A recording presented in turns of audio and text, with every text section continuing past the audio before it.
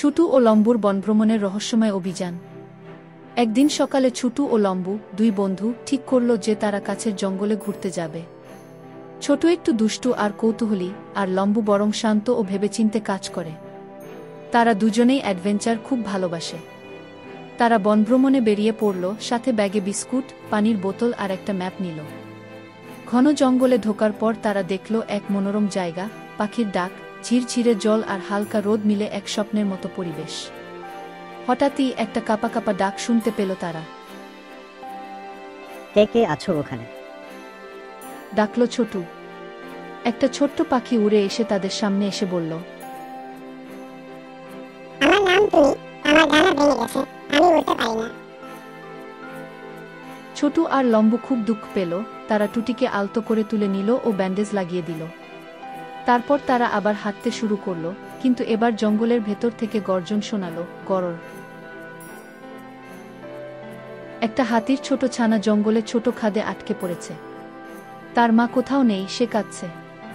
ছোটু ভয়ে পিছিয়ে গেল, কিন্তু লম্বু সাহস করে বলল, আমরা যদি সবাই মিলে চেষ্টা করি তাহলে হাতির ছানাটাকে উদ্ধার করতে পারি। তারা টুনিকে আশেপাশে উড়ে গিয়ে হাতির মায়ের খোঁজ করতে বলল।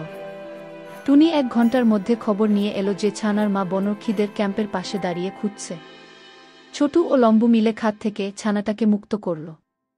তারপর তারা সাবধানে তাকে মায়ের কাছে নিয়ে গেল। হাতির মা খুশিতে ডাকে গর্জন করল, ছানাটাকে জড়িয়ে ধরল। সবাই মিলে হাসল।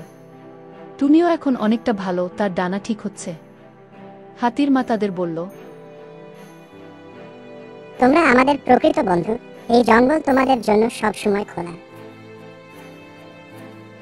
সেদিন থেকেই ছুটু ও লম্বু বনভ্রমণকে আর শুধু অ্যাডভেঞ্চার না, বরং ভালোবাসা আর বন্ধুত্বের যাত্রা বলে মনে করল। এরপর হাতি তাদেরকে নিয়ে বন ঘুরে ঘুরে দেখালো, আর তাদেরকে সংবর্ধনা দিল।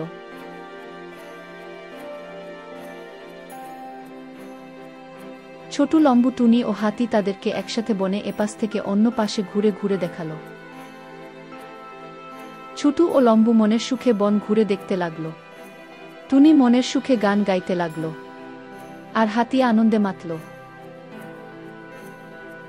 এভাবে ছোটু লম্বু বনের সকলের ভালো বন্ধু হয়ে গেল।